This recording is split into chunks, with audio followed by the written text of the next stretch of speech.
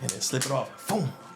It'll still be intact. I'm not cutting it or nothing. It just boom. And then the same way, I'll put the Walmart bag over and boom. And so me and my girl get into an argument.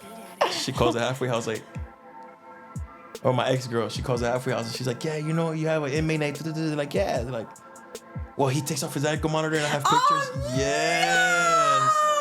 no! I turned myself back in and I landed in the same exact unit and everything.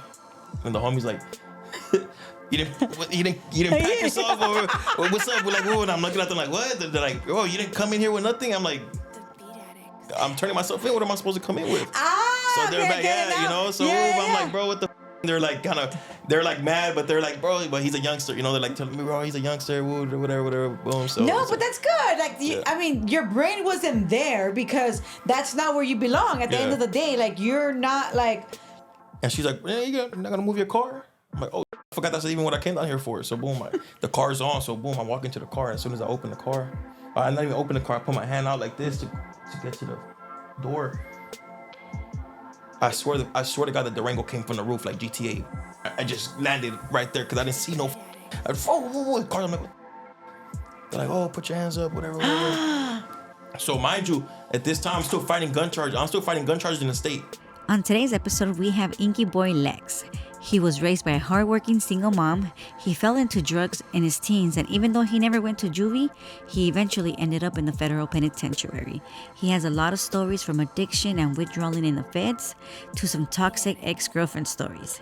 He also came up with some of your favorite rappers. Don't forget to hit that like and subscribe button. Let's get into the episode. We're not wearing that old. We're wearing the new Paisley Bandit sweatpants.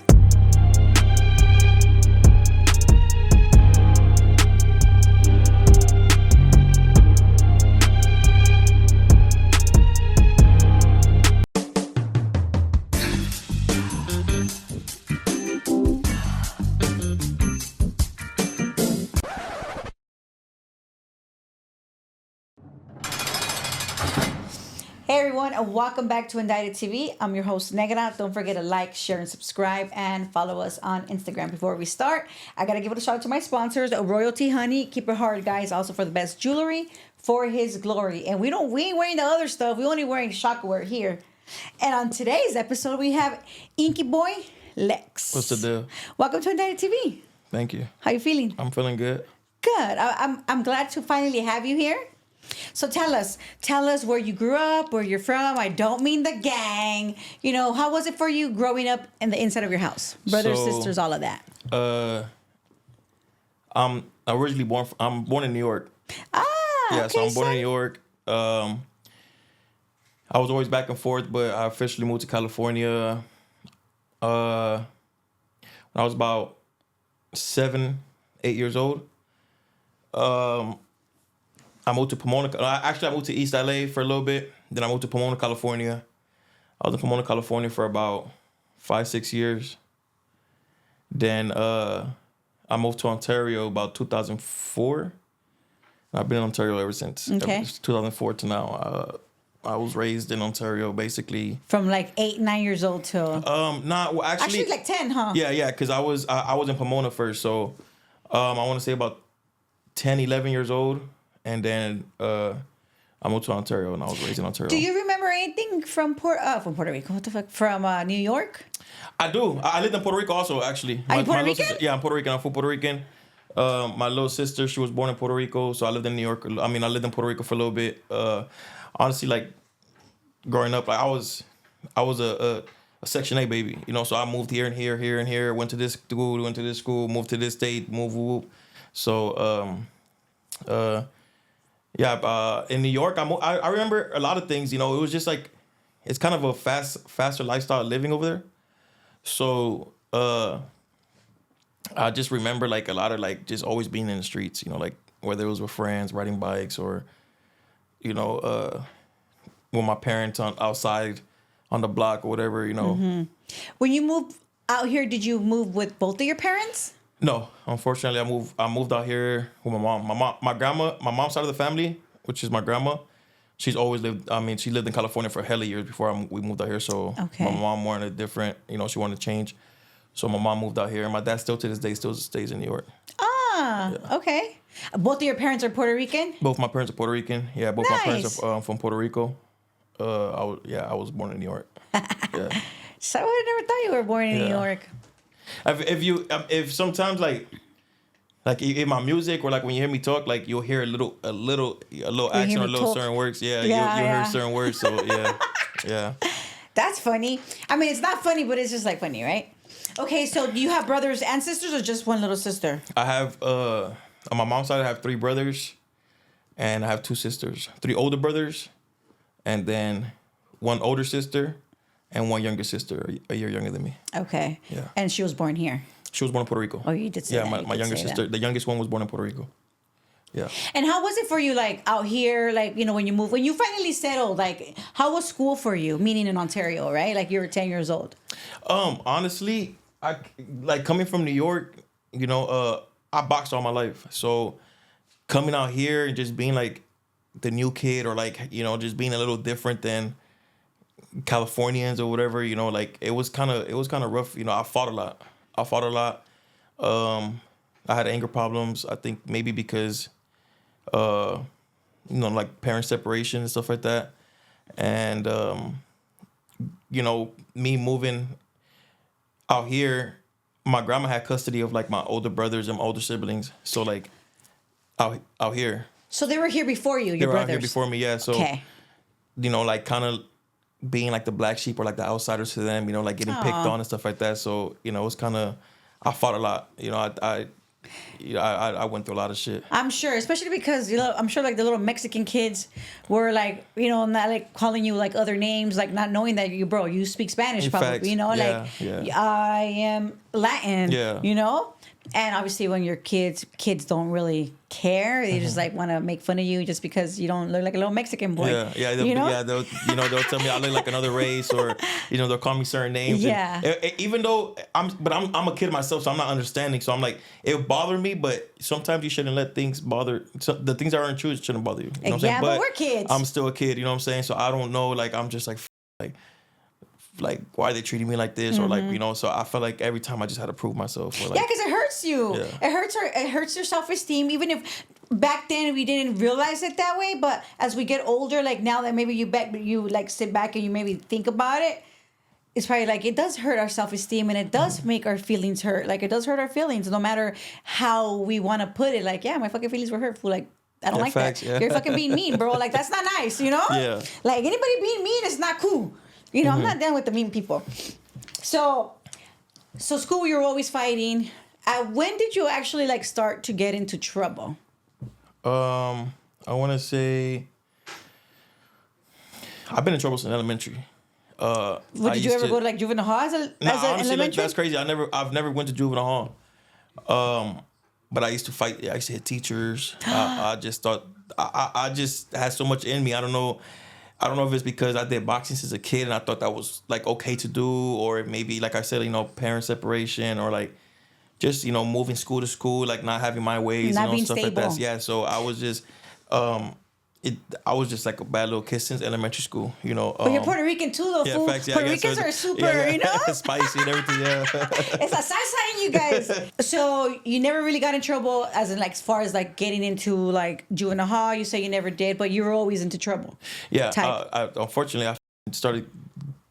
I've always got into stuff. I think I was just mischievous. I used to get away with things. Until like 2 weeks after I turned 18, I started just like boom, boom, boom, like damn. Like, And did you use like drugs as a teenager? I've been smoking weed since like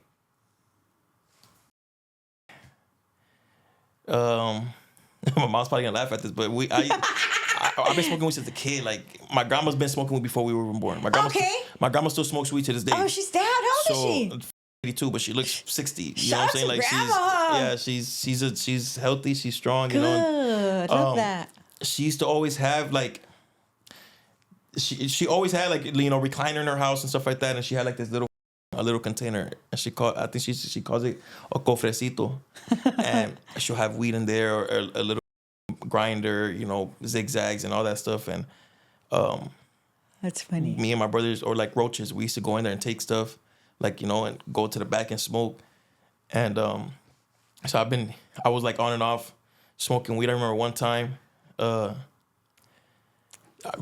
back in the days before cell phones, one of they had the house phones. So you remember? I don't know. I'm sure you remember. The phone will ring, and then they'll be like, it'll leave a voicemail. You could be like, "Hey, pick up the phone," in case whoever's not, hey, pick up the phone. The whole time it's recording, so I pick up the phone. They're calling for my brother. My brother's not home, so I pick up the phone, and it's one of his friends. So I'm chopping it up with him, but the whole time the phone call's being recorded.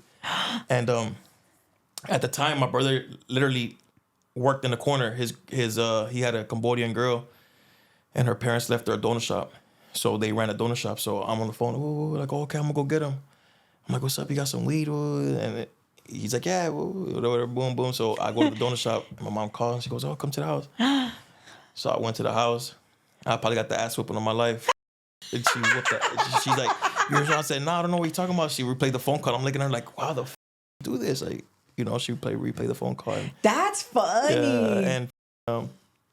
yeah, and so I smoked weed for a long time until I want to say middle school and high school, like a little bit of high school, I kind of stopped because I started getting real into boxing. So I stopped.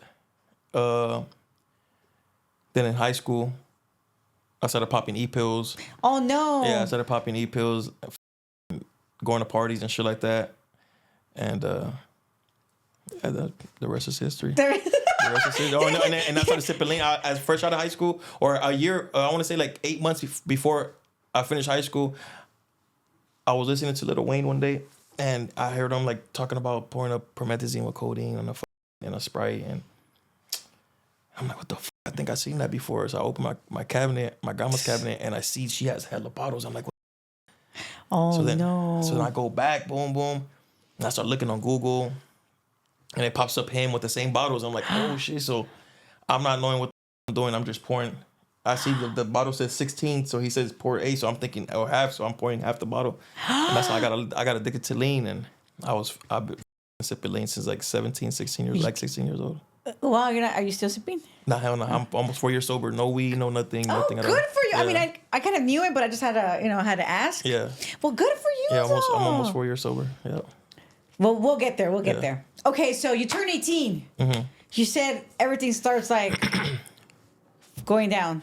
Yeah, I've been having the same friends since middle school. So, I think I'm like the oldest. I'm like a few months older from my whole group. And boom, I finished high school and we're partying and shit like that. But you're leaning big time still. I'm leaning big time, and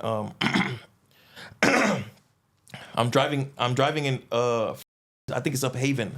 Uphaven, there's like this view, like I think is there Chaffey College? I don't know, some type of college, but it's a view of Uphaven. Boom. So we're driving, and I get up there, we're parked, and I'm thinking I'm cool, and I have like 4 ounces of weed on me. This is back in 2009, 2010, where the weed wasn't even legal yet. No. So I get there, boom, and then where I'm smoking with some girls and the homies, and cops come, and they're like, oh, whatever.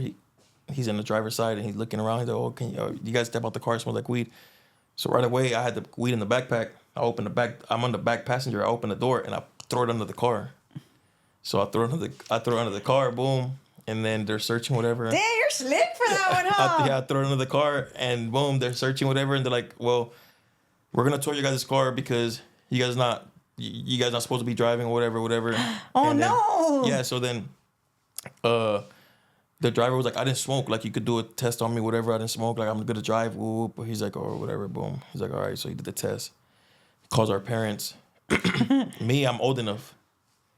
So he's like, if somebody gives you a ride, you're good to go with them. I'm all right. Boom. So then, whatever. Everybody gets their ride. I get in the car, and the homie takes off. When the homie takes off, the fucking backpack's under the car. So he looks. He's like, what the The cop. The cop. Oh, no. Yeah, so he grabs it. He's like, what? You know what I'm saying? So I'm like, and he's like, hold on. Like, there's a cop down the street. He's like, hey, turn their people back, whatever. So long story short, I ended up taking blame for the bud. Yeah, so boom. I mean, it's my shit, so I took blame, whatever. Boom. I went to jail for like 3-4 days. Wait, where did you go? West Valley. Can you tell me about that experience? So it's your first time in. I'm in West Valley. Honestly, I don't even think I made it to a tank. Honestly, I mean, I still, think you're they just just still had me. walking in. Yeah, they. I went to West Valley, and I'm like 2 weeks fresh at 18. I'm like, what the.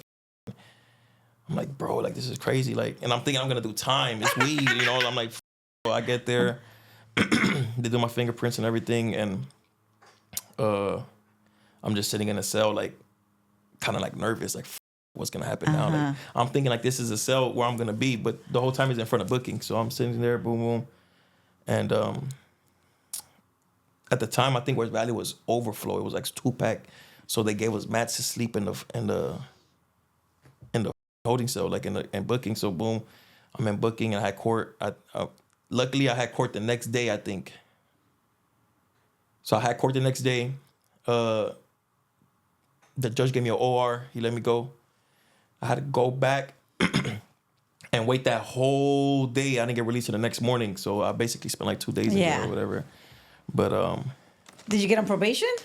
I got on probation. That was the hardest part. I got on probation, which was like probably the worst thing I could do, because at the time I had like I was running the streets. I had so many enemies, and I was just like I was just doing a lot of shit. So, but I'm thinking like, okay, well I don't got to go to jail, so let me take this. I really didn't know what I was doing, honestly, and yeah, I took probation. That's what happened. And then it was like did you get violated? Like what happened? What after that? Like what happened after that? After that, I just kept I kept catching cases. I don't want to say I was getting away with these things, or maybe I was getting away with these things, but in my For the mind, moment. Yeah, so in my mind, I'm like, probably trying to build. They're probably just trying to stack, and then when something serious comes, they're gonna hit me everything in court, you know. Mm-hmm. So, But what kind of cases were you catching? vandalism cases at the time. So mind you, I'm 18, 19. Mm-hmm.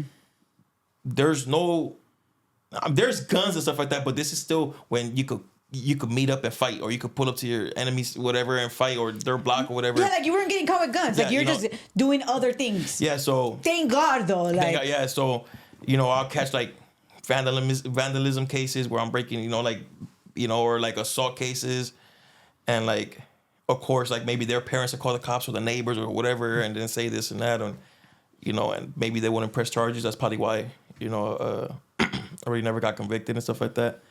But I just kept getting violation. Even police contact is violation. Mm-hmm. But unfortunately, luckily I had a cool probation officer, and she was from New York too. Ah. She was from New York too, and she moved out here. And she's like, so you guys were able to bond a little bit over that. A little bit, like a little bit. I don't want to say I bonded, because at the end of the day, that's police. You know what I'm saying?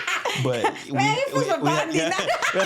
we had a little cool relationship. Like she'll give me chances. She'll like, man, look, like I got this report or whatever. And like basically like she'll keep me on my toes and kind of like straighten me out. So which was good. Yeah, facts. So yeah, that's what happened. I kept getting violations. Then I caught a charge, and I signed a joint suspension like a dumbass. I didn't even know what the fuck I was doing. And what was the charge for? That because for you to get joint suspension, it had to be a little serious. Okay, so it was an assault charge. So, but I really didn't assault them, if that makes sense. You know what I'm saying? But so boom, I caught a joint suspension, and once again, I don't know why I did that, because I was still in the streets. And I was just like 2 months.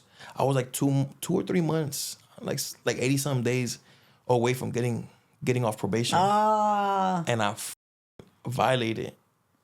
And my probation officer, I signed a 3-year joint suspension, so I got to do it 3 years. But I was so close to coming home, so they gave me 16 and a half or 16 months, and I do half of that or some shit. So I was supposed to do 8 months. I did like 5.5 months, 6 months, and then I got let Where go. did you go? West Valley. I was. You were back at West Valley. Yeah, West Valley. Yeah, I did a little. I think they call it county lit or some shit like that. Yeah, so I did time in West Valley. Tell me about your 4 months, because that was your actual first time actually doing time in the county. So trip out like I think at the time, not now. At the time, I had luck, So I did county lit, right, and my aunt had cancer. But she beat it though. Okay, thank God. So I had court, right? And my mom told the lawyer, like, hey, and that's another thing. I don't even know why I paid for a lawyer, and I already had a joint suspension. I shouldn't have did that because regardless, I signed for a joint suspension. They're gonna give me that. Yeah. You know, so, boom. She's like, oh, you know, my sister has cancer, but she low key had beat it. So they're like, you know what? We're gonna let you go for 5 weeks and come turn yourself back in. I was like, what? So I was happy. I was already like, you know, like, Oh damn! yeah, You were lucky. Yeah, so boom, I got out. Lucky ass fool. I partied and everything, whatever, boom, boom, boom. And then I turned myself back in. And I landed in the same exact unit and everything. And the homie's like, you didn't pack yourself or what's up? We're like, whoa, and I'm looking at them like, what? They're like, oh, you didn't come in here with nothing? I'm like, I'm turning myself in. What am I supposed to come in with? So they're like, yeah, you know. So I'm like, bro, what the? They're like they're like mad, but they're like, bro, but he's a youngster, you know. They're like telling me, bro, he's a youngster, whatever, boom. So no, but that's good. Like, I mean, your brain wasn't there because that's not where you belong. At the end of the day, like, you weren't like, ¿cómo se dice? Bro, you're not prepared, like, mentally, like, or like, some maybe they didn't tell you, like, hey man, you're gonna turn yourself in, go put stuff yourself, you know, like. Yeah. Which is a good thing. It kind of says that you're still a little innocent. So you know, which is good. It kind of says a lot about your mom. Yeah, my mom. I ain't gonna lie. My mom. I sometimes. My mom was a good mom. My mom worked 2 jobs, sometimes even 3. You know what I'm saying? She did whatever she could to. I can't speak. Even after she moved to California, you know, like she was in my older brother, my older siblings' life and stuff like that. Even like she tried to do better, you know, and like try to make up time for the time that she wasn't there those few years or whatever. And even like with me, like my mom used to work at Raging Waters. She worked at Toys R Us. She had like another job, and like all the time would just be back to, but you know, like boom, I'll be at Raging Waters during the day, and then I'll, you know, whatever, you know, like. And, she had to do what she had to do as a mom. So like, sometimes I feel like sometimes I feel like, damn, like my mom really, like, my mom did so good and I did so bad, and I really didn't do bad. No, you're I'm still grateful. young, though, yeah, bro. facts. Hell So yeah. I always tell my mom, like, damn, mom, like, you did your best, you know, like. You know, like, yeah, you know, but don't do that to yourself. No. Mm-hmm. But then she says, like, you know what? Like, I never take that from you because what you've been through in life is what made you you. That's right. She's like, you know, what if I would have did this? You would have never been into music. Or what if you would have did this? You would, you know. And she tells me, like, you would have never been into boxing, or, you know, you would have never been as far as you are. You know, like, she's like, look, like you hang around the biggest rappers now. You got music with the biggest rappers. Like, I'm grateful that whatever you went through in life made you who you are today. Mm-hmm. So I take that into consideration. Yeah, we have to, especially if you have your whole life ahead of you. Yeah. Like, let's be real. Like, I'm 43 and I still got my whole life ahead of me. Like I don't care. Like, 40's the new 30s, 30's the new 20s. Like, 20s is the worst, bro. Like, respectfully, you guys, she's old. No, you fools are just kids. We grown and wise. We grown folks over here, living and, you know, getting wiser. And it takes years. It takes years for you to grow and get to know yourself. But I'm gonna ask you a little question once we get to the prison stuff or whatever. Okay, so. You did good though. Like, that was you were still innocent, Wayne. Yeah. Like, you know, you weren't thinking about stuffing yourself because you're not into drugs. Yeah, facts. Well, you were leaning, but I mean, you're gonna put a little juguito in your ass.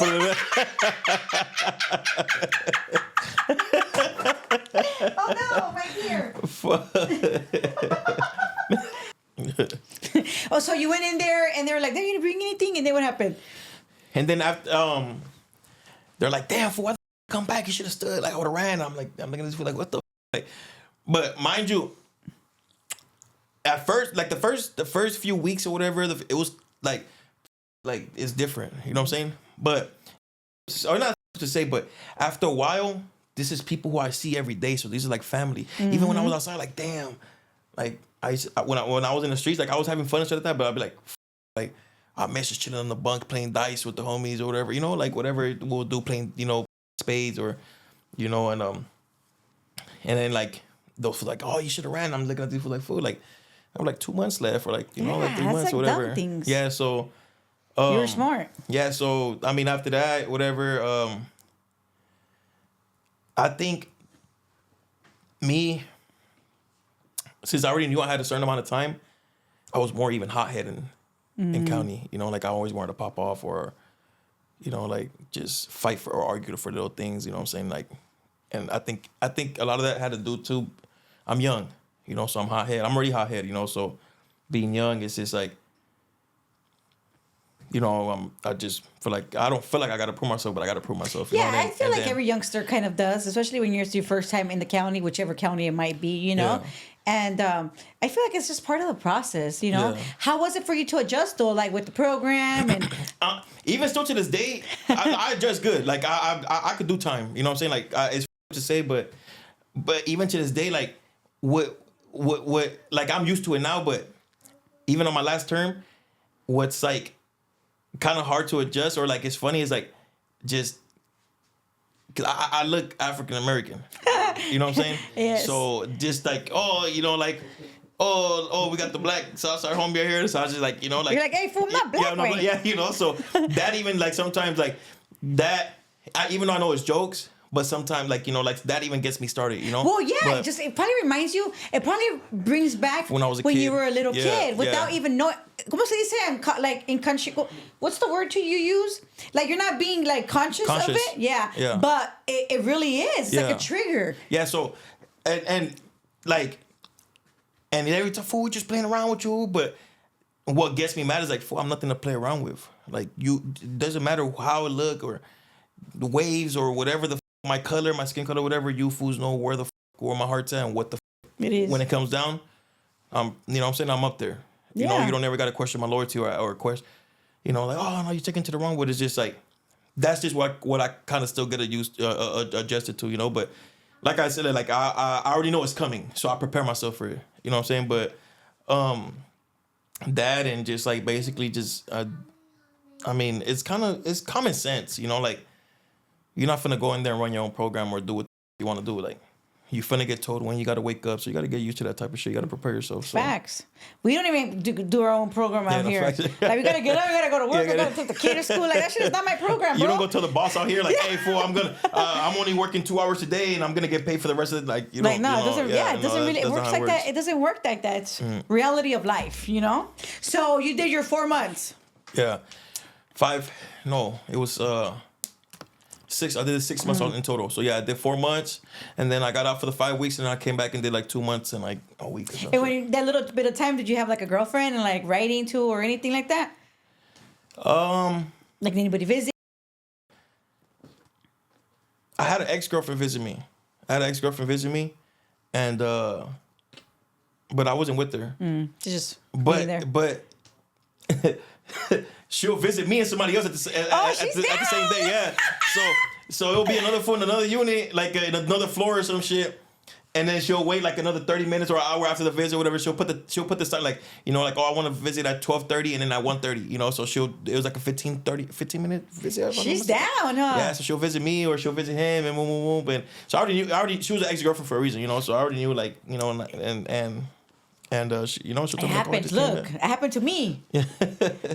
But I'm the visitor, and the fool's already sitting there with another chick. Oh. And he gets up, he sees me, gets up, walks around, and comes sits to my station.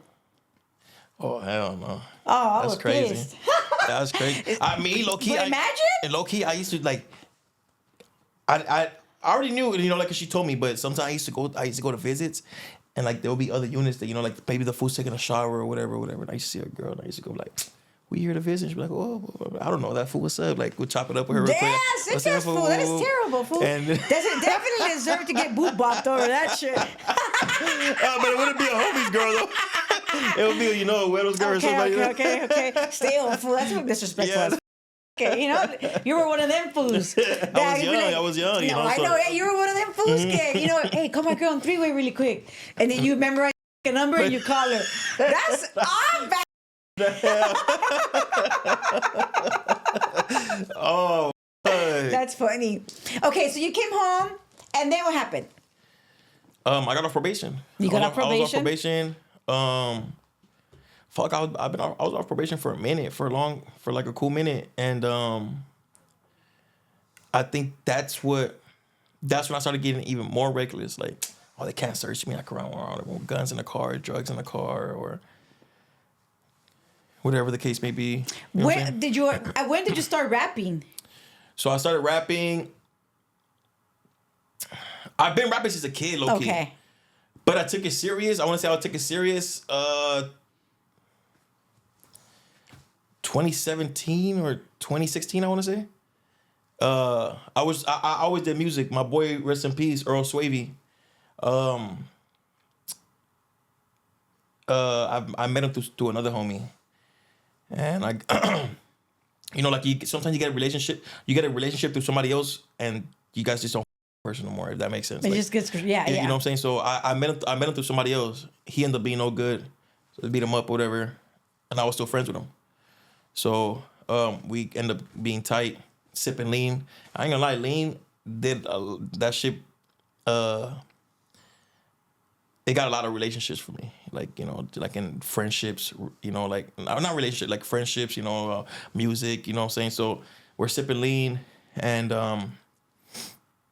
we go to Ron studio, we're recording. And he's like, damn, bro, bro, you're hard. Like, you're talented, you should take it serious. And I'm like, I just do this on the weekend or something. For you know what I'm saying? Like, fun, yeah, you know, and he's like, bro, nah, like, you're actually, you know what I'm saying? And at the time, before this, a few years prior to that, he was like on BET 106 in Park, you know, the homie Earl Swavey. He was like part of that whole jerking movement. He was part of like, the, you know, like that song Hit Your Ricky. He was on that song. So it was like a lot of shit. So I'm like, damn, like this is coming from someone who's been around the world, you know, like, and, you know, so boom, I started taking it serious.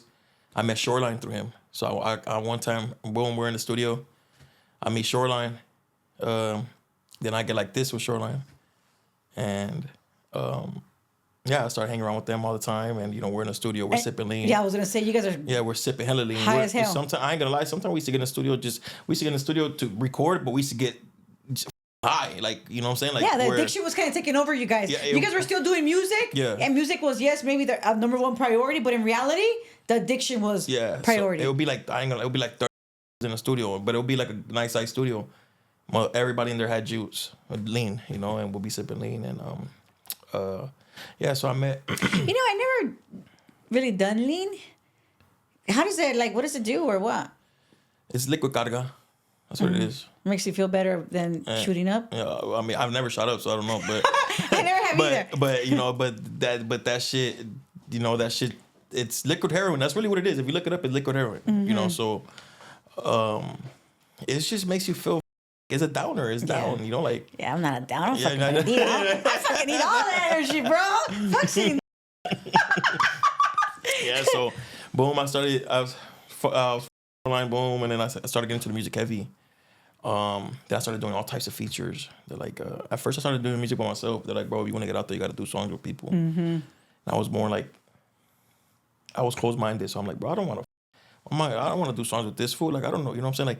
Like, I'm still kind of young, you know, so I'm like, I don't know what this fool this paperwork look like, or, you know what I'm saying, or what this fool's done before or whatever, you know, so, like, fool, this is, like, part of the music. Yeah, that's what you got to do. So I started doing features, boom, boom, boom. And this is what year?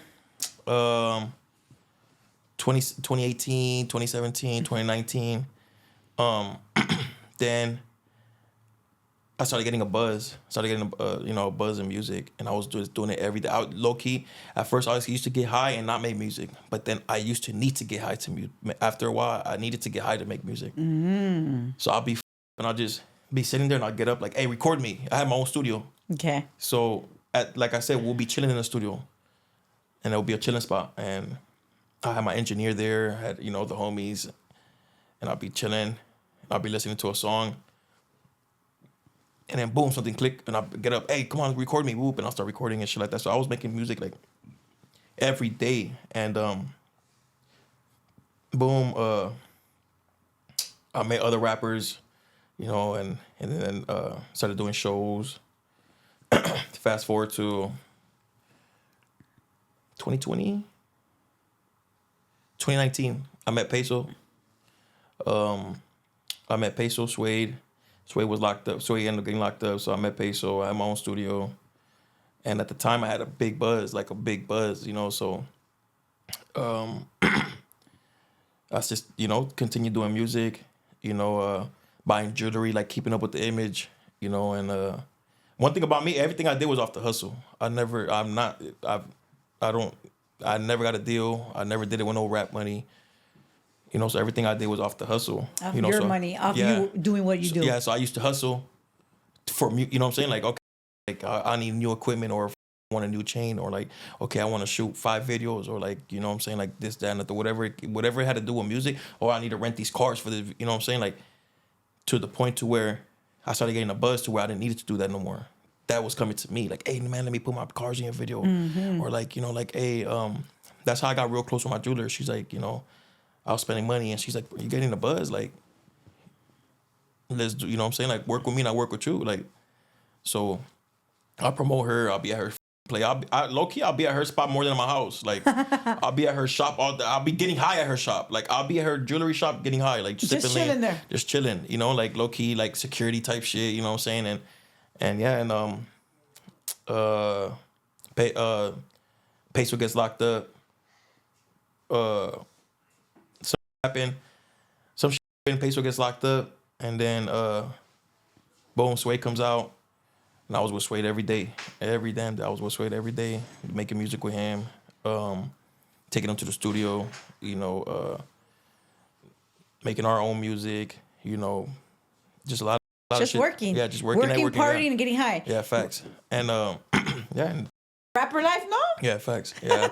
And then honestly, it was just so crazy because it was just like too good to be true. Like, it was like, damn, like, like what? Like, you know, I'll be tripping out like doing this, or like, damn, we got this off of this, you know, like just to go shout out some clothes, we'll get 5 bands, like put some clothes on, you know what I'm saying, go put on Sally and give it, like, it'll be crazy, like go do photo shoots for cough, you know, off a lot of cough syrup, get an endorsement off of that. It's crazy. It's just like I was just like, damn, like, we're not just getting paid off for music, we're just getting paid off for our image now, or whatever the fuck, you know what I'm saying, like, because we have a buzz, you know. And then I ended up getting locked up.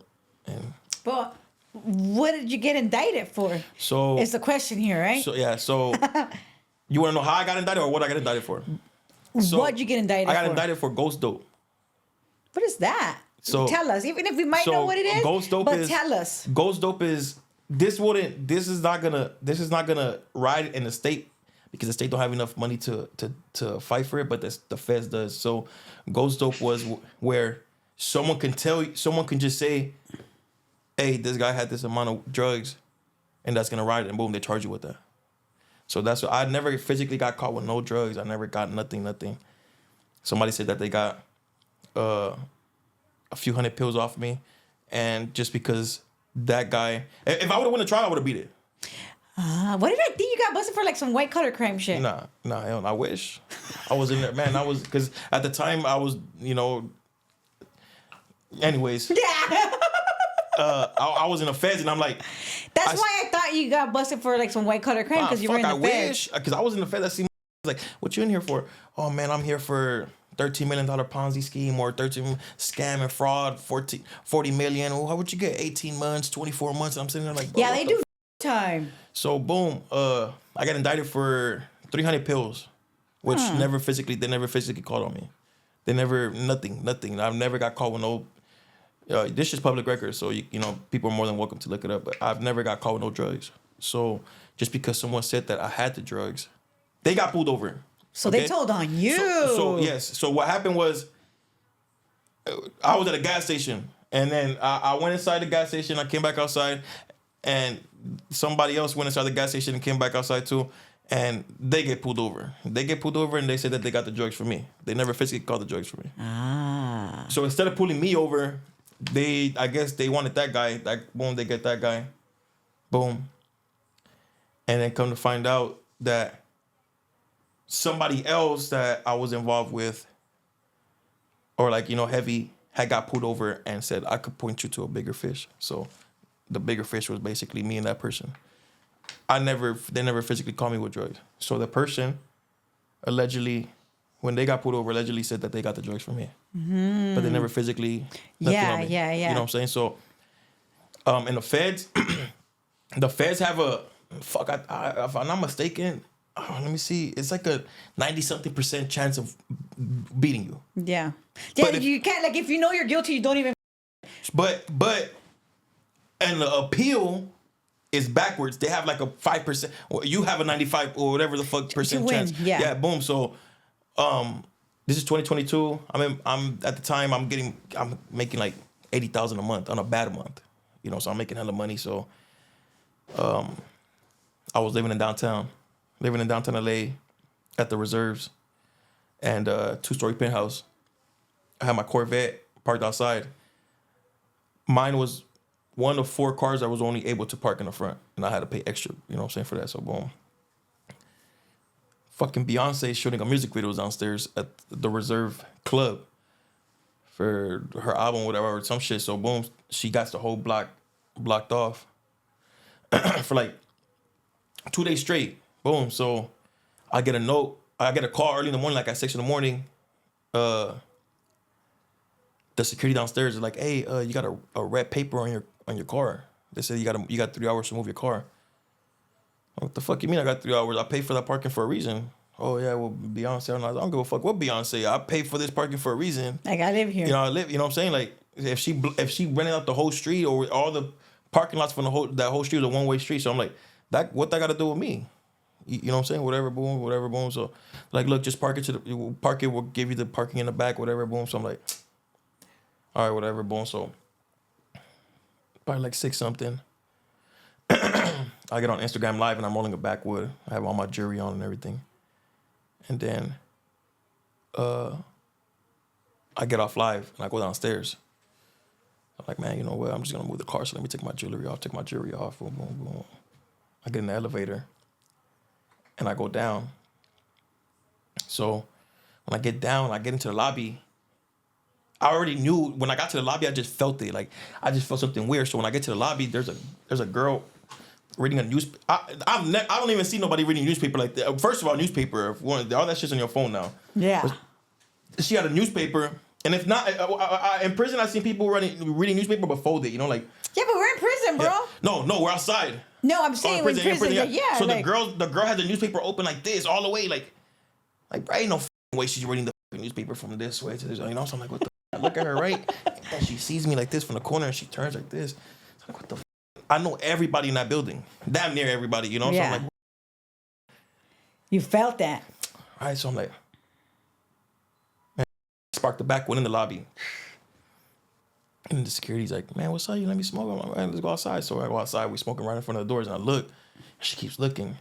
So then my mind just goes somewhere else. My mind's like, man, she probably wants me or some shit. You know what I'm saying? Like, whatever. Because you know obviously you're still on drugs as well. You know, yeah, so boom. So I'm like, man, she probably on me. Like, you know, boom. So I'm, boom, whatever, I'm smoking. Tasteful. And, and mind you, I started the car. It's cold. It's 6 something in the morning, almost 7 in the morning. So it's cold, foggy. And I start the car with the control in my pocket, boom, and then I start smoking the backwards still, boom, boom, boom. And I'm like, I'm like, damn, there's no cars. There's a one-way street, but there's no cars. But then I started thinking like, well, Beyonce did, you know, whatever. So I'm like, what the I'm looking around like, you see like a dressing trailer over here, dressing trailer over here, dressing trailer. I'm like, what the fuck? A motorcycle cop, sheriff's over here. I'm like, well, of course it's Beyonce, you know, so whatever, I'm smoking. And I swear to God, it felt like a movie. It felt like where you see a tumbleweed. Like it was quiet, you know. I'm like, what the fuck, you know? So I'm like, what the fuck? So whatever, we smoked the backwood, boom. And then my dumb ass, I'm so high that I forgot I left the car, so I'm going back inside. And she's like, you're not gonna move your car? I'm like, oh shit, I forgot that's even what I came down here for. So boom, the car's on. So boom, I walk into the car. And as soon as I open the car, I not even open the car, I put my hand out like this to get to the door. I swear to God that Durango came from the roof like GTA. I just landed right there because I didn't see no. Car. I'm like, what? They're like, oh, put your hands up, whatever.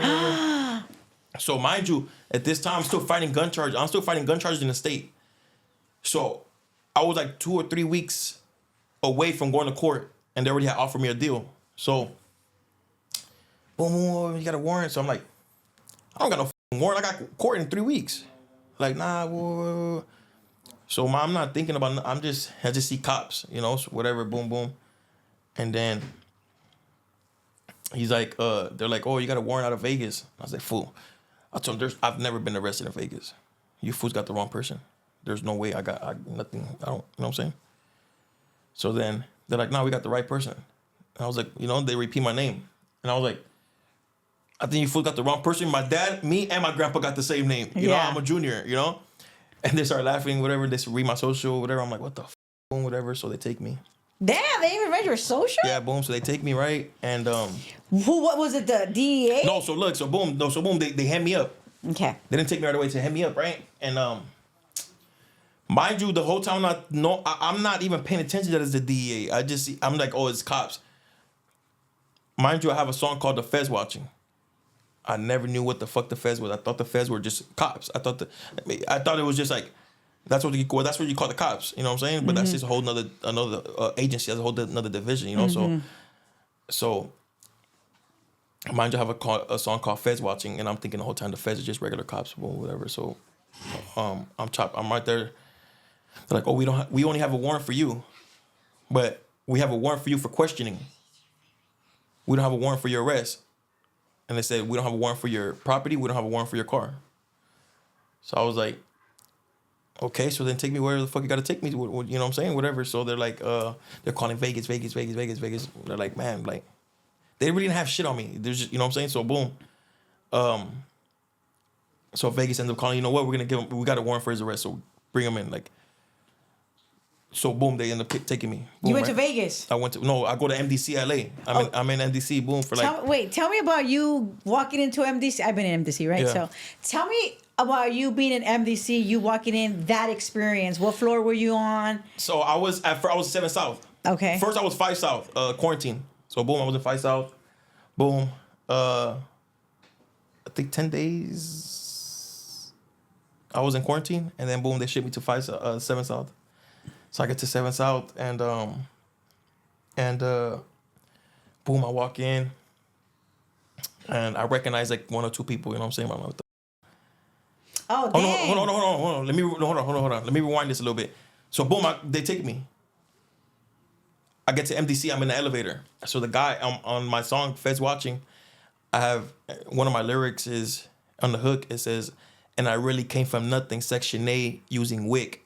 And I really heard, and I heard the feds watch me pose for the pic." So I'm in the elevator, and the guy in the fucking DEA, right? He sings that song to me. That's when he took out his badge. That's when I seen it was DEA. I noticed like, oh shit, blue jacket, yellow letter. I'm like, what the f? And I started tripping, like I started sweating. I'm like, what the fuck? Se bajó el azúcar. Yeah. So boom, he's like, and I look at him, and he's like, hey, I look at him, and I'm like, I'm not knowing that that's my song. I have so much shit going through my head. So I'm like, I heard that song before. Who sings that? And then he's like, he sings it again. Oh, so then he's burnt out like, as yeah. full. So then he's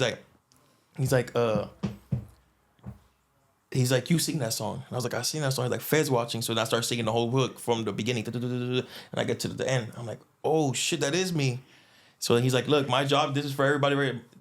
LA or all police departments, they have a division that specializes in rappers. So he told me, he's like, my job was to watch her. He's like, you're talented, like I give it to you, like you're good.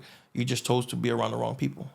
He's like, unfortunately, you know, like you're gonna have to pay the consequences. So I'm mad. I'm like, fool, take me to wherever you gotta take me to, because they took a lot of money from me. When I went downstairs, I had money in my pocket. I'm like, take me to wherever you fool's gotta take me to so I can bail out. The fool start laughing. Like, man, this is the feds. That's when I boom. Yeah, like, you gotta go to court to bail out first. They're like, look, we don't need you. I don't give a fuck if you have $2 million. You're not bailing out. The feds is different. So I start tripping like, what the fuck? I start sweating. I'm tripping like, boom. So whatever, boom. I go to MDC. I walk into MDC. I go to court, whatever, because I went to court by 9 a.m. The feds will put you in the court in the same day. So boom, I go to court by 9 a.m. By like 11, I'm already upstairs in MDC. I got to MDC, and I walk in, and everybody's just looking at me. And then the black's like, blood, crip. I'm like, nah, you know what I'm saying? I tell them, I'm a homie. They're like, look at me, what the f? And then all the homies turning back, like, what the fuck? Like, boom, they got my bed and made my bed and everything, took it to the hotel. They're like, hey, the homies who have talked to you. So I'm like, what the f? All right, boom. So I walk up there. And he has his back turned towards me, but he's like in the mirror, you know? So I'm like, damn, what the f? You know, whatever. He's like, hey, you're Inky Boy, huh? And I'm like, yeah. All right. And he stays quiet. I'm like, damn, these fools about to pack me out. I was like, fuck, these fools about to do me in. I don't know what the f, you know, like it's probably my enemies or I don't know what the f, you know? So he's like, you have a cousin named Woo Woo? I'm like, yeah. All right. And I'm like, fool are really, this not my enemies now. These are my cousin's enemies, you know? So then boom, he's like, all right. He's like, your cousin's from my neighborhood. And then boom, you know, like boom. And he's like, hey, the fool I ain't gonna lie, he had like 9 big ass laundry bag full of hella, you know, like the kitty and all that shit, you know what I'm saying? So I got 2 MP3s, hella food, like 2-3 pair of shoes, 2-3 pair of shoes, like all types of shit, you know what I'm saying? Clothes. And yeah, I was in all the greens that you needed. Huh? Did they wear green still? What color do they wear there? Yeah, like shorts and shit, huh? Yeah. But no way. Yeah, it is greens. Yes. But I think it's brown. Is a brown. I think it's like light green and dark green, huh? Yeah, or a brown and green or some shit like that. But yeah, boom, I was there and I was just waiting to get extradited to Vegas. But I was there. Mind you, I'm coming down. I was gonna say that right now. So I'm coming down already in quarantine. So I went in like 160. By the time I'm upstairs, I'm like 150. 165. I was 165, and I go downstairs. I was 160. And I used to be like, I used to try to eat hella food, and I just couldn't hold it down, you know. Because you withdraw the same way. Huh? You withdraw the same way. So, boom. They're like, the only way you're gonna get rid of it is working out. So I work out twice a day. I hit 113 burpees, 5 pumps. I was hitting like nothing. Boom, boom, boom. You know, moved up to 6 pumps. That's over 600 push-ups in, like 30 minutes or 15 minutes, whatever it is, And, but I was light, so it was easy. And then that's what motivated me just to want to work out every day in prison. You've been clean ever since? Yep. I was going to say that. Yeah, I've been clean ever since. Tell me about how it was like when you got there with quarantine and like the feeling, like did you like sweat? Did you throw up? Like how was that? Oh yeah, definitely. My bowel movements were water. I was sweating.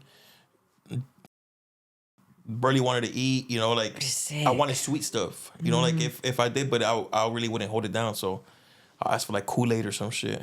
And then that's where the joke started. Oh yeah. I heard that. Oh, it's funny. Dang. Okay, so you were there. You said like a month or something, and then you got extradited. I was there about like 6 weeks, yeah, and I got extradited. And crazy because they're like, "Hey, fool, they're not gonna." Supposedly, this is a myth, though. I think because supposedly that you have 30 days to get extradited. If not, then they gotta let you go. I think I heard that too. Yeah. So I heard that weekends don't count. So I was spiced. I was happy. Like what? I was on the 29th day. I'm like, they're not coming, fool. Like, well, the homies like, hey, fool. All right, fool. Like.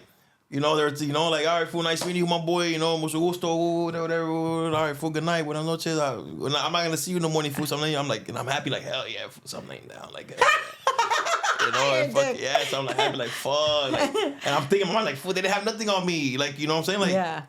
Nothing, so then, boom,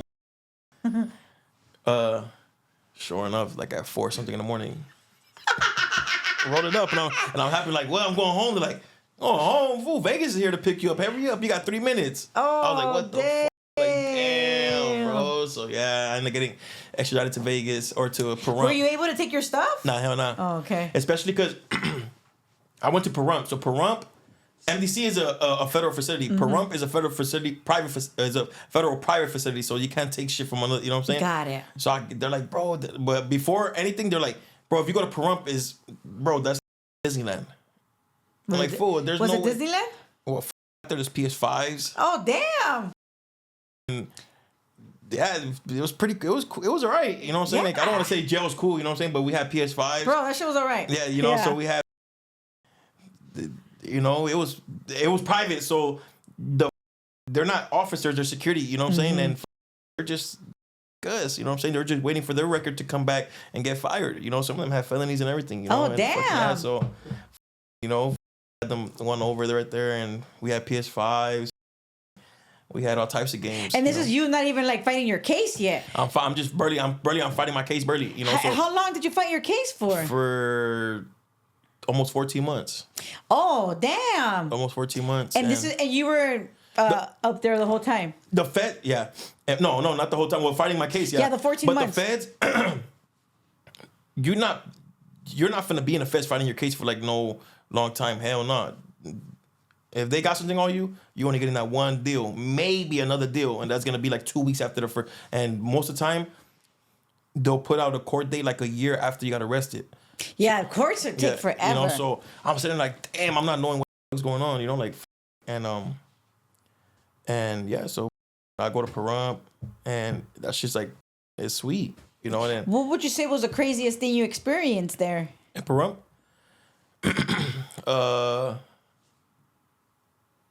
well, I mean, riots, of course. You know what I mean?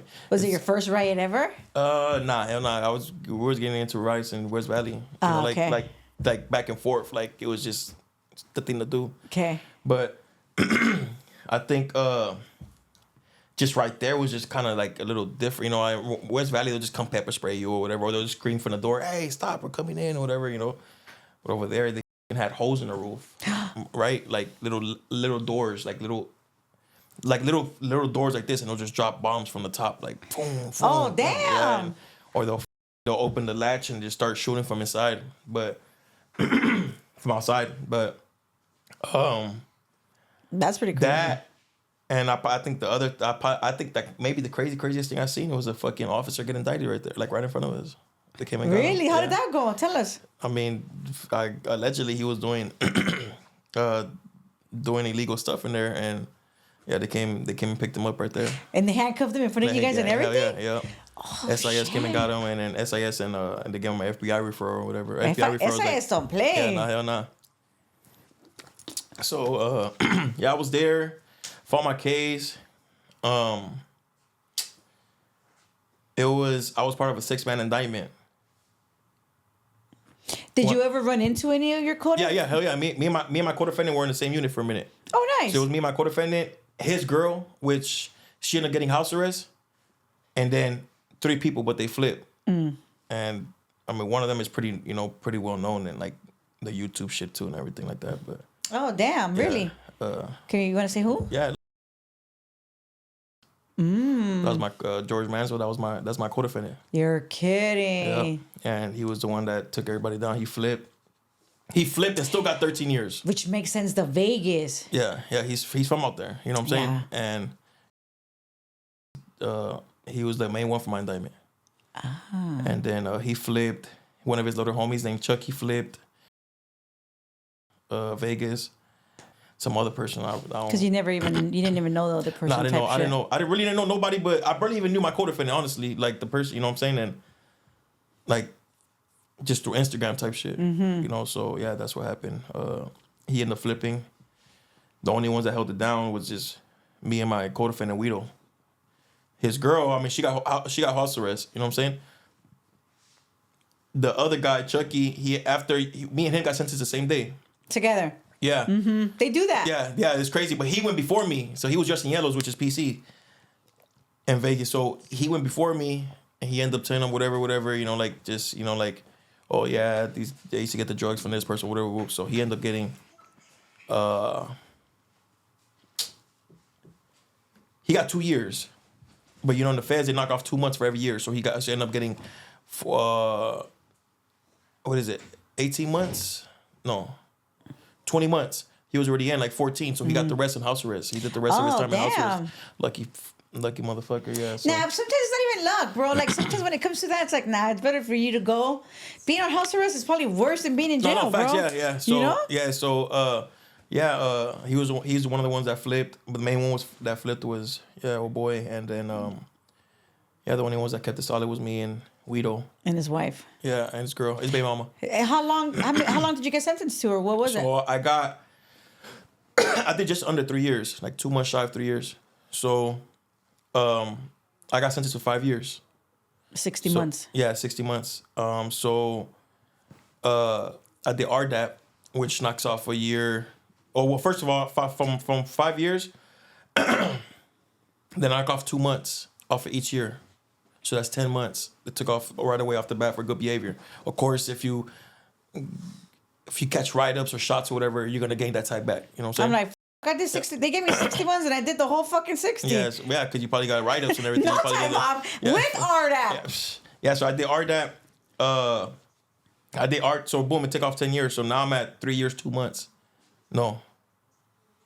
4 years, 2 months. Boom, I did RDAP. I did RDAP. RDAP took a year off. Yeah, RDAP takes a whole year A year off, you know. So I got blessed. I got lucky. And I almost, in the last like week of RDAP, they tried to kick me out of RDAP too. And I was Because like, it's crazy, huh? Yeah, Well, let's get to, okay, so you get sentenced to your time, right? Where did you go after that? so from there, so I kind of had juice at the spot. So they told me I was going to Oregon. So boom, I told people like, hey, what's Oregon? They're like, bro, that shit has a fucking a lake, of pond and everything, whatever, right? Damn. But they're lying. It was the pond was a turtle pond. It was like as big as a table. So like make it sound good, right? So like, oh whatever, boom, boom. It's always snows out there, it's cold, whatever. I'm like, but mind you, I'm like, I want to go to Lompoc. I'm like, why the fuck didn't they send me to Lompoc? Well, they should have sent me to Victorville with my points. You know what I'm saying? I've never got into trouble. I've only had misdemeanors. Other than the felony. Yeah, because Victorville's a USP. Yeah, it's USP in the medium. Or yeah, USP. So me, my only felony was a marijuana, but marijuana became legal, so they expunged my felony. Oh, so good. I had, you know, which was the first one when I went to West Valley and everything. So I had no felonies. This is actually my first felony now. Yeah, and then with the feds, that matters. Like it goes through the charge. sentencing sentencing guidelines. Yeah. So, mind you, they gave me an extra 11 months on top of the 60 because I was on probation while catching a charge. So that's an enhancement. So that moved me points over. So I'm like, what? But I already signed a deal. Yeah, they didn't care. But every November, anybody who's been to the Fed, every November laws change. You know what I'm saying? For the good. Unless it's like real heavy drug where they're not playing. So I got sentenced on July. On November, 4 months later, the laws changed to where they couldn't give you time no more if you're on probation. It was retroactive. So I filed the fucking the motion. a motion. I called my lawyer, and my lawyer's like, fool, my job here is done. I told him, fool, if you don't fucking file this, I'm gonna call the bar.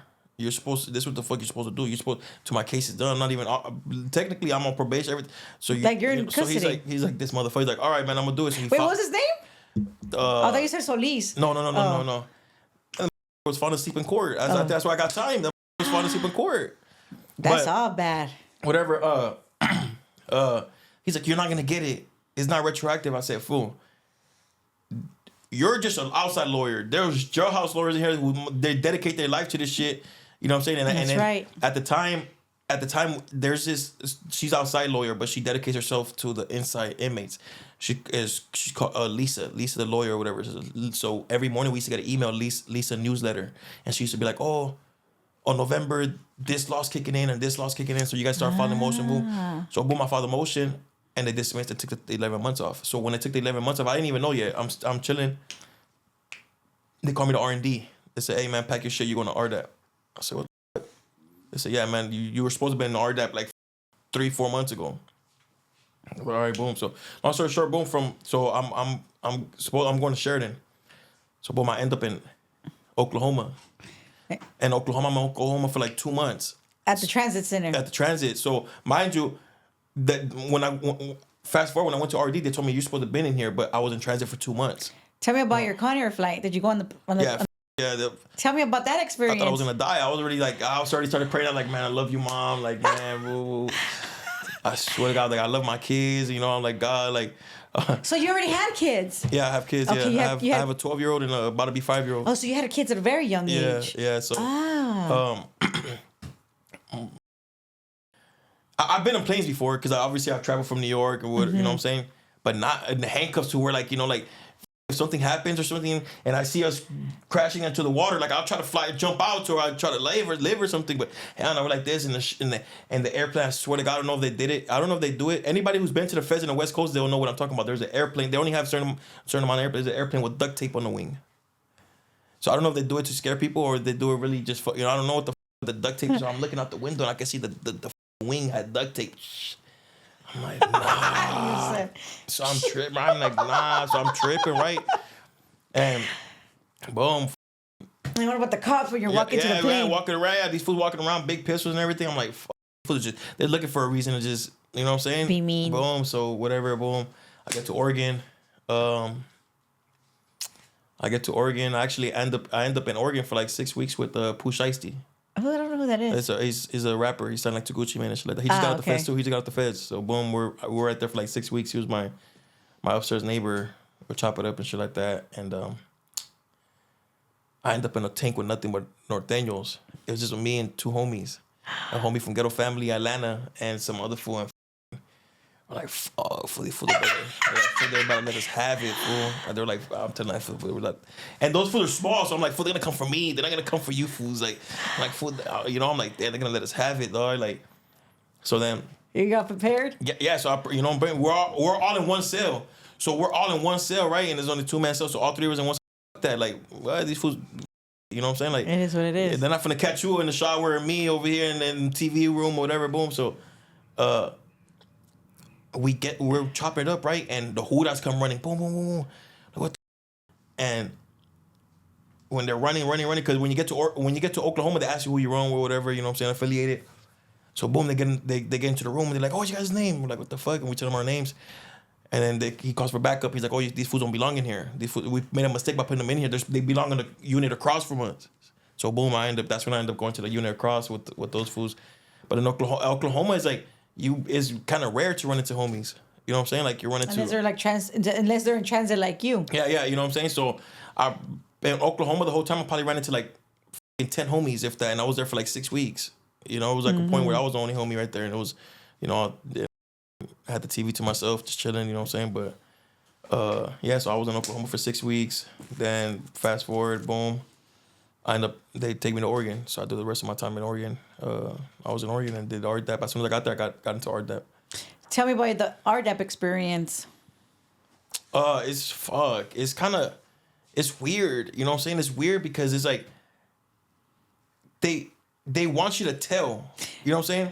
Like, so we figured out a way to where we could just come up to, like, you know, like, I'm like, Morena, look, I'm a say fucking, you didn't make your bed today. There's something simple. And you say like, oh, you're walking around with no shirt. You know what I'm saying? Type shit. Yeah, no, I understand what you mean. So that's what we'll do. Like, instead of being like, just catching you off guard. Oh, she didn't make her bed today. And you're like, bro, telling on me, you know what I'm saying? So yeah, for my bed, bro. Yeah, so we'll finesse, you know, like RDAP is a drug alcohol program, but it's also a behavioral program. So it shows you how to, you know, like behave and how to change, you know, emotion, how to cope with things. So that shit really helped though. Like, I was about to ask you. Yeah, that shit.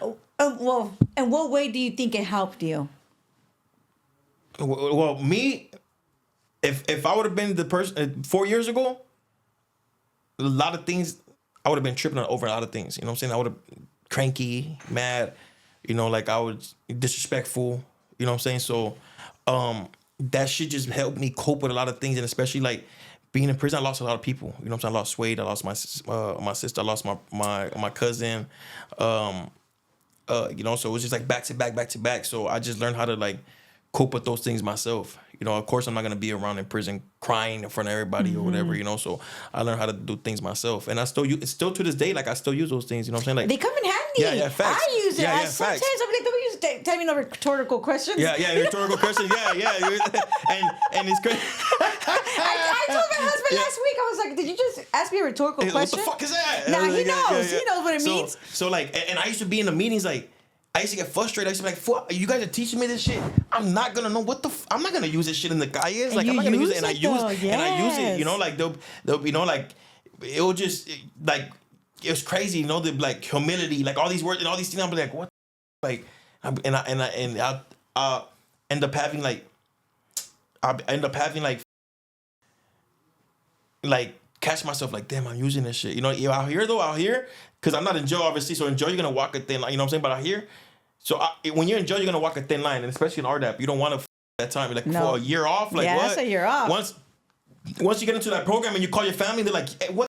Did they change a year? That shit feels good. Yes. You know what I'm saying? So it's like, and then you're like, so you're walking a straight line, a thin line. So when you out here, you already know. In there, you gotta, you know, boom, boom, you're on shit. Out here, you're more free. So, but sometimes I catch myself like I'll argue, or like not even argue really, you know, or like I'll catch myself getting mad, and I learn how to cope with that. Like, you know what, I'm gonna walk away, or you know what, I'm not gonna say nothing right now, maybe let me calm down, then we'll talk about the situation. Yes. Or like It does help. I think about what stuck with me a lot is like the ripple effect. So I really never knew what the ripple effect. So I'm like, fuck, if I do this person's gonna crash, this person's gonna crash, this person's gonna crash. My kids, my mom, you know what I'm saying? So now like it basically I think before I do anything, you know what I'm saying? But What is something that you learned about Lex while being incarcerated?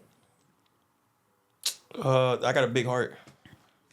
Me, that's something I really learned. I mean, obviously I was blinded because obviously I was on drugs and stuff like that, so I wouldn't, but yeah, I learned that I got a big heart and that really anything I put my mind to, I could do. That's right. Anything like, I feel like I have a mind of like manifesting or like speaking to existence.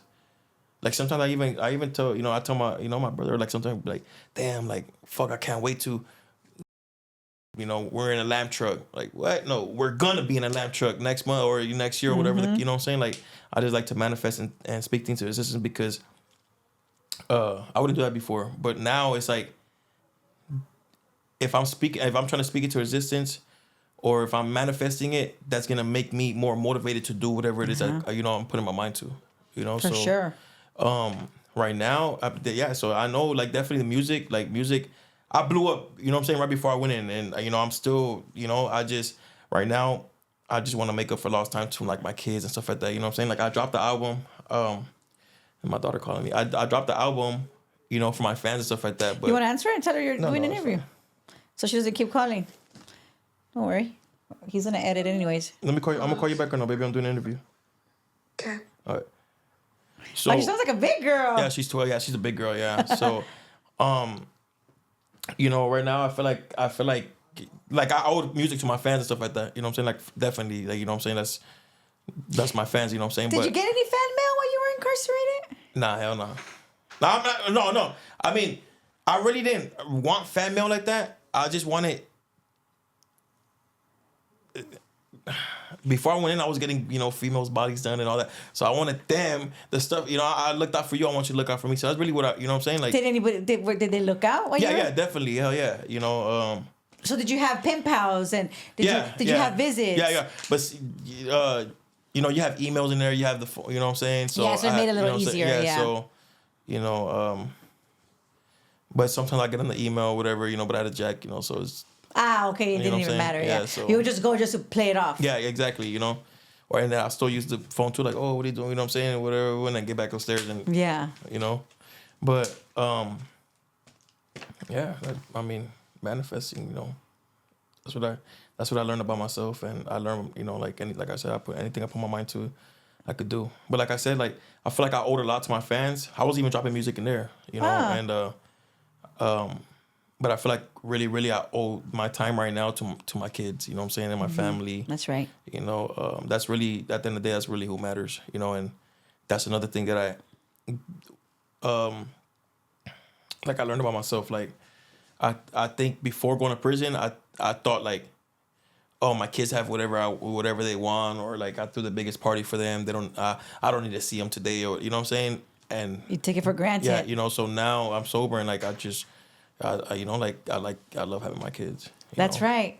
Yeah. Being sober feels so much better. Facts. But it's crazy because I'm sober, right? But I feel high because I haven't been sober since like 12 years old, since a kid, So sometimes I be feeling, I be feeling like, damn, I feel high, like a natural high, yeah, bro. Natural high, like high off life, like, and it's crazy because I be doing things, and I think because I'm doing things that I wasn't doing before because I was high, So I just like you're living life like normal. Like for example, like not to talk about me, but I feel like we don't know each other like that, right?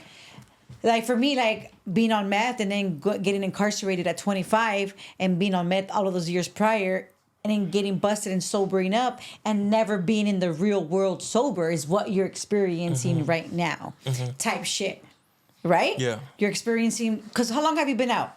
About a year. Yeah. So it's like your first year being sober in the real world. Facts, yeah. It's completely different. Like everything just feels like, obviously there's things that fucking gonna irritate you and it's part of life or whatever, but it's like, damn, this feels good. Like you could go out and you could enjoy the moment and not forget it or not trying to rush or be like walking around like everything's a fucking problem. Like when it's really not. Yeah. When it's really not. Yeah, facts. You know, like everything is okay. Everything is how we react to it. And another thing too that I figured out is that I finally grew up. You know, no matter how much money I had, what cars, jewelry, house, this and that, I was now that I see it, I was still like a kid. You know what I'm saying? Now Playing with your toys. Yeah, but you know, so now I'm sober now, and I feel like I'm grown now. You know, I'm a lot more humble. You know, I'm mature. You know, I'm grown. So that's like I feel like sometimes like at first I used to like cry like, damn, why the I come to jail? Like I do stuff for the homeless, like I get clothes off my back, I do this for this person, but I was heavy on drugs. You know, I was even before I went in, I was taking hella perks. You know, and I was drinking lean and smoking weed. Oh yeah, you were doing bad, bro. Yeah. You know, I was skinny. You know, so your eyes were so dark, and then they were yellow. You know, like I felt I had jaundice. My eyes were black. You know, and I remember what I'm saying? you. And, yeah, so now it's like now I think like, damn, like I needed that.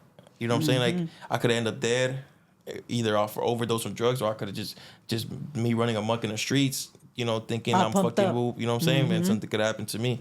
You know, like I always like to think, no matter how tough I am or what I know, whatever, I'm not untouchable. You know what I'm saying? You know, so I just like now I would never thought like that before.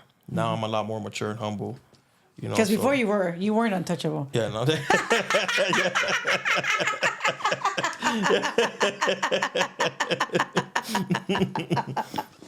Yeah, so it's true though. It's how we feel, you know. Yeah. So man.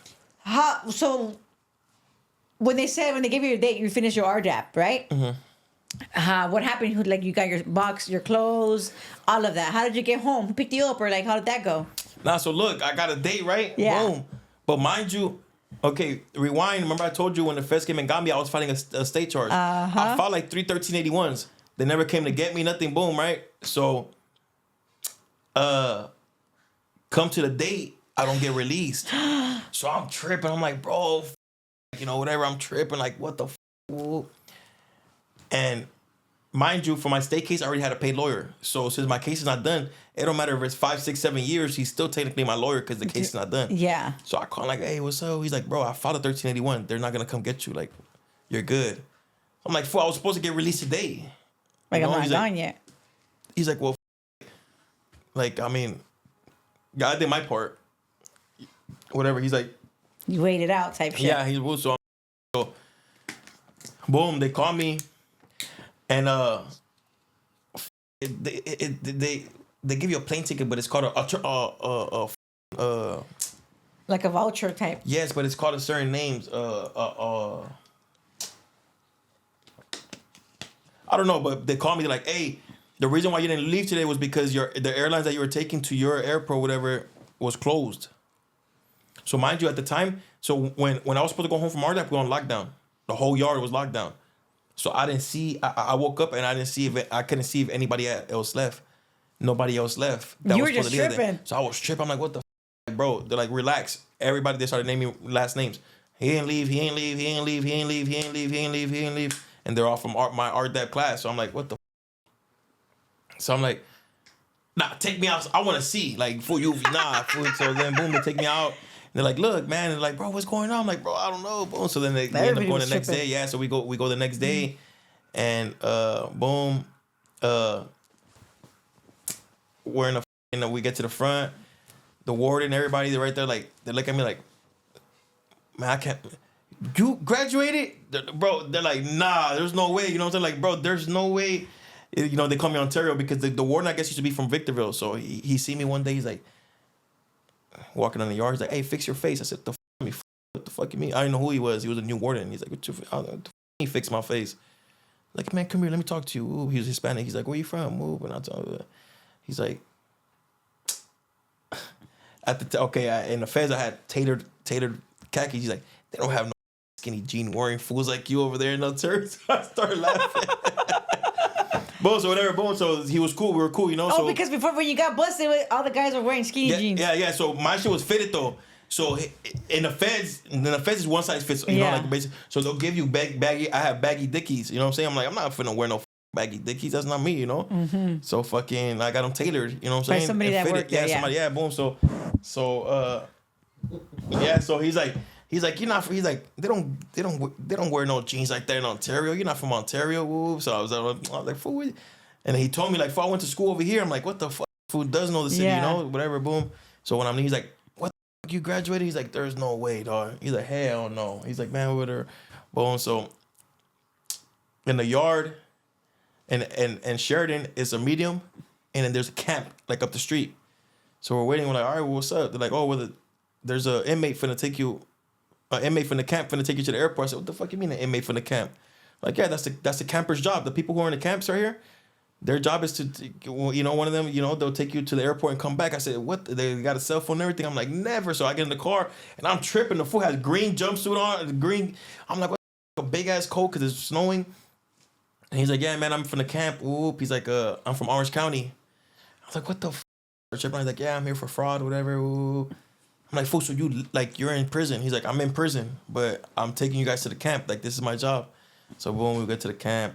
I mean, we leave the prison, and then we stop like at a resting area. And it's the first thing I get out of the vending machine, whoop, and I see a girl. I'm like, what's the deal? I'm talking with the girl. Were you in your grays? I was in my grays. I was in my gray sweatsuit. So I'm chopping up with the Russell sweatsuit, and I'm chopping up. He's like, and the guy and I'm chopping up with the girl, and then the camper, like, he kind of like try to like, hey, bro, you're not supposed to be doing that. It was like, like an older man. And I got, the girl's number, whatever, when I got back in the car. So I'm like, hey, bro, let me tell you right now, bro, you better be the first and last time you ever talk to me like that. I don't know who the you know who I am. So I'll beat the shit out you. I'll smack the fuck out you. Remember, you're in prison. I'm not. I'm free now. I told him, you know what I'm saying? So he's like, oh, man, I'm sorry, bro, but I'm just saying you could get me in trouble. I said, how am I going to get you in trouble? You can't control what the f*** doing. I said, all I did was ask the girl for her number. And I got it. You know what I'm saying? So whatever, boom, we go. And then he had the nerve to ask like one of the fools in the back, like, what's up? You got a cigarette? Like this for like, oh, now you want to break the rules. Now you want to break the law. You know what I'm saying? Whatever. Boom. So boom, we get to the airport, and there's only one federal prison in Oregon. So I think the airport's already used to seeing like prisoners traveling to wherever. Yeah. So I'm in a gray with a little see-through mesh your bag. mesh bag. So looking at me and I'm looking at them like, damn, they probably already know we're prisoners. And there's like 5-6 of us, or like it's like 6 or 8 of us. Some of us are going to San Diego. Some of them are going to Fresno. Everybody's just splitting ways, but we're just chilling in the airport waiting for our flights. So it's like a gang of us just chilling right there. And I get to Ontario Airport, and my family was there, everybody. And I had I think they gave me 30 minutes to get to the halfway house, and I was 15 minutes away. I'm like, damn, give me 2 hours, 3 hours. That's or whatever. not the way it works. Where'd you go to the halfway house at? Riverside. Mm-hmm. I went to Riverside. I went to the halfway house in Riverside. How was that experience for you? The worst, huh? Worse than jail. Man. Honestly, it's worse than RDAP, I'm sure. So I'm there, I'm there a month. They gave me 4 months because when you're in RDAP, automatically you get 4 months halfway house. Yeah. Boom. And my girl at the time, she was staying with me. Boom. I'm at house arrest. Boom. And he used to know how to take off the ankle monitor. I used to put a Walmart bag in the bottom and then put lotion everywhere. I used to put lotion all over the bag and everything and then slip it off. Boom. And it'll still be intact. I'm not cutting it or nothing. It's just boom. And then the same way, I put the Walmart bag over and boom. And so me and my girl get into an argument. And she calls the halfway house or my ex-girl, she calls the halfway house and she's like, yeah, you have an inmate. They're like, yeah. They're like, well, he takes off his ankle monitor and I have pictures. Oh, yes. no! Boom. So they call me right away. Boom, boom, boom. So I get there. Boom, I have my ankle monitor on. They look at me, they're like, what? We just got a picture. I'm like, let me see. So I look at the picture. All right. And, boom. So I'm like, oh, no. Look. So they're like, look, we're going to have to send you back to prison. I said, bro, but if you're in RDAP and you violate while you're in the halfway house, you got to give that year back. So automatically, they're like, yeah, we got to send you back for the year. I'm like, bro, what the how? I'm like, that's Photoshop. You know, everything's AI, Photoshop, everything. I said, bro, you can look it. I said, show me where right here is tampered with. Show me where, you know what I'm saying? They're licking, whatever. They're like, why is it greasy? I said, motherfucker, because I put fucking lotion on my legs. Yeah. You know what I'm saying? Like, what do you mean? Or I can't put lotion on the fucking... That's it. You told me not to go swimming or dunk it. You didn't tell me I can't put fucking lotion on my leg. I said, bro, I just came out of prison. That's all we do is, you know what I'm saying? Lotion you know what I'm saying? We're ashy. Oh, greasy ass. You know what I'm saying? Yeah. So then they're like, look, we're going to give you your last 5 weeks right here. You got to do the rest at the halfway house. So I'm like, bro, ain't that about a bitch, bro? So boom. So me and her get to boom. She leaves. She's thinking that I'm still on house arrest. So I'm at the halfway house. Then she calls again. He takes his income monitor off again. But she's not knowing that I'm at the halfway house. So then boom. So then boom. And she's whatever. And then going crazy. Yes. So I'm in the office and they're on the phone, they're laughing. And I'm like, bro, what the fuck? I'm like, bro, see, it was a lie the whole time, bro. Like, you know, they're like, so then they're like, what if we were to tell you that he's in front of us right now? She hangs up the phone, boom. So I'm like, bro, see, y'all brought me back for this bullshit. It was a lie from the beginning. And then the director from the halfway house was like, look, I'm sorry. Like, well, if you want to go back home. I said, fool, I got like 3 weeks left. I'm not going to go back home. I just want to stay here. I'm not going to go back over there to come every 2 weeks. I mean, I come twice a week. I got to come 3 times. I got to come twice a week to check in and then come random drug testing. I said, nah, I'm good. Like, might as well stay, like, I'll stay and just do the rest of my 3 weeks. I had 6 weeks left at the time. Then I did, 3 weeks and then boom. I'm like, wow, I'll just finish my 3 weeks. Like, why the like, that don't make no sense. That's just going backwards. And yeah, I was like, shit in it, waking up at 5 a.m. to do chores. I'm like, damn, I thought I got out of prison already. Nah, it's not good in the halfway house. Hell no, that's just fucking janky and fucking. And I had my cars, you know what I'm saying? Before when I got indicted, you know what I'm saying? They didn't take all my cars, so I had cars, so I had them parked up the street.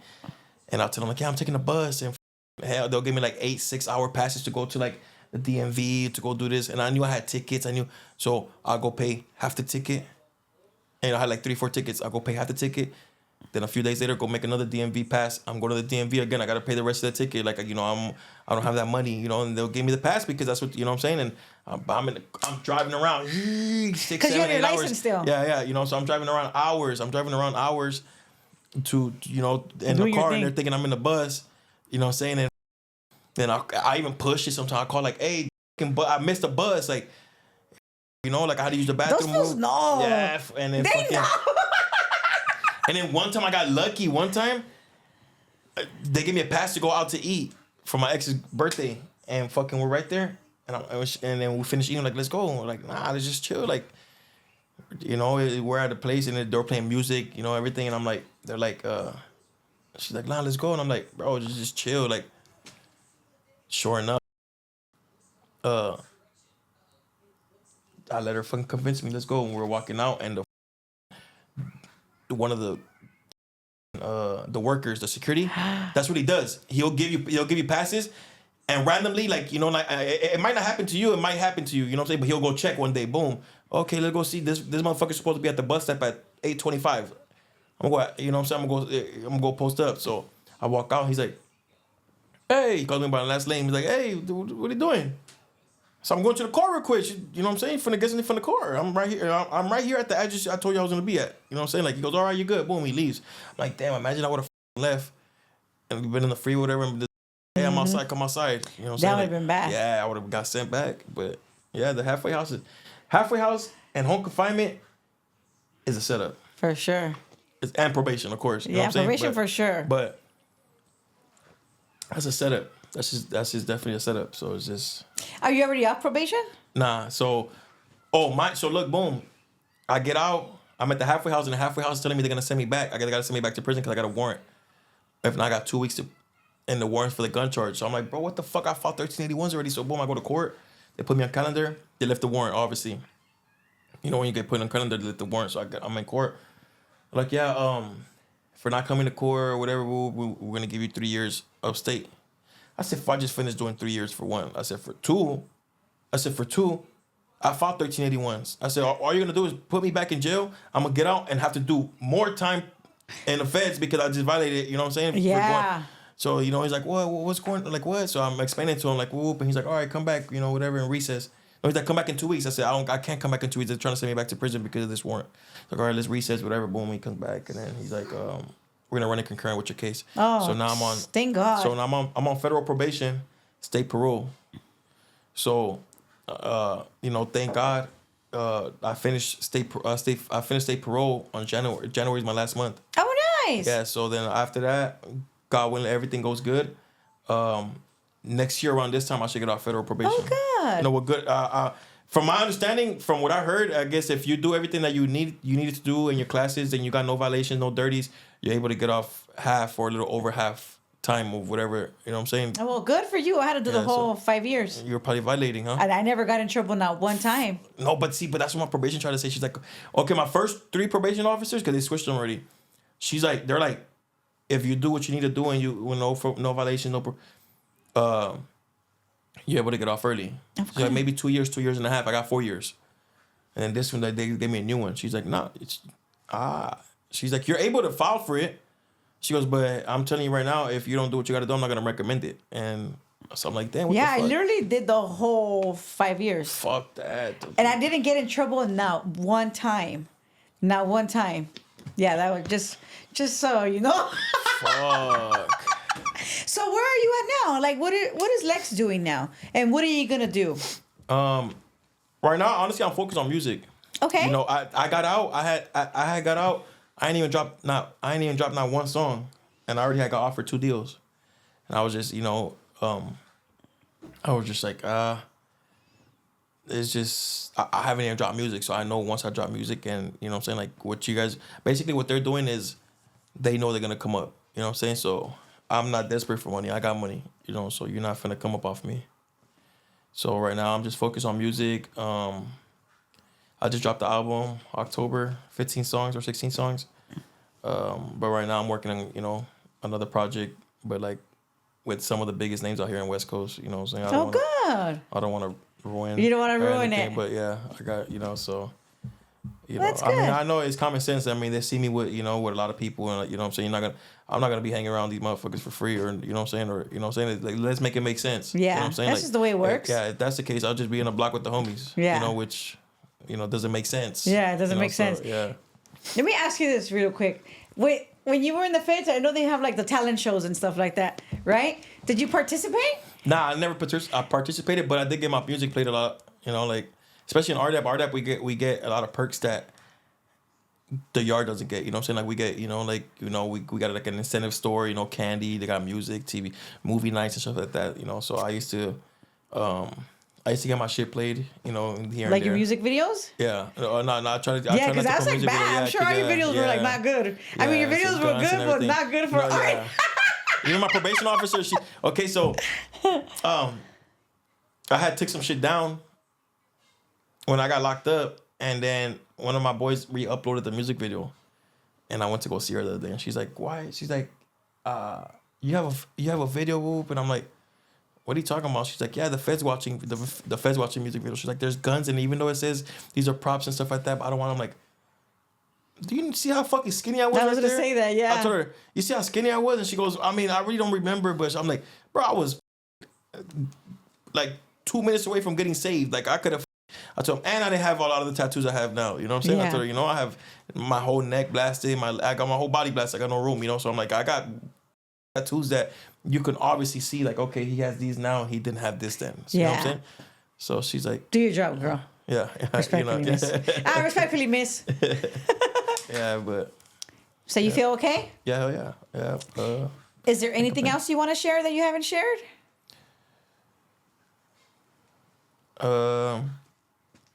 Stop incriminating yourself on the internet. That's it. They watching for sure. You For know, sure. You know, they definitely watching. All that posting guns and all that stuff, I'm gonna tell you right now, they zoom in. Now they got crazy tech. Look at these iPhones. The iPhone, you can take a picture from right here to the next city and you can see what the, you know what I'm saying? Like, it's so clear. They have crazy ass technology nowadays. Indicted just off of having the possession of a firearm In a picture. and a picture. And a lot of mostly all firearms are gonna start going federal because now there's no guns made in California. So And especially now they're changing the law to where Glocks are not allowed in California next year. So those are things that's just gonna get people indicted. You know, zooming into serial numbers. You know what I'm saying? Or hitting a lick and with stolen money, and then posting pictures with that stolen money, like as if that shit don't got serial numbers. You know, like just the internet. Just That's stop. just stop. That's basically. And you know, right now that you say that, like it's technology is crazy. Like my last guest, he's 56, right? And he was like, I think he was like 1990 or something, and he got busted for being on camera. So imagine in the early 90s, you still get busted for being on camera. And the cameras were completely different. So imagine now, Fucking almost 40 years later. Yeah. like now, like bro, like they know everything. So you really can't get away with much. Actually, I went to jail back in 2014 or something for fucking Facebook pictures. You're I went to kidding. jail. I was violation, obviously. Yeah. You know, I took a picture with my cousins, and it was her registered firearm. I took a picture with a card, thinking I was fucking cool on Instagram. I mean, on Facebook, and they me for Facebook pictures. Wow. Yeah, but Yeah, that's crazy. yeah, that shit's not. It's not. First of all, if you posting guns and all that stuff, and you from the streets, that's not street. Like that's So not just leave cute. that shit. That's not. You know what I'm saying? Just leave that shit. Leave that shit for the calles. You know. So, just they're watching. That's Yeah, it. You know what I'm that's saying? They right. watch and. You know That's what I'm it. saying? That's right. Yep. Well, thank you for coming and sharing. Thank you for having me here. Anytime. You guys don't forget to like, share, and subscribe, and follow us on Instagram.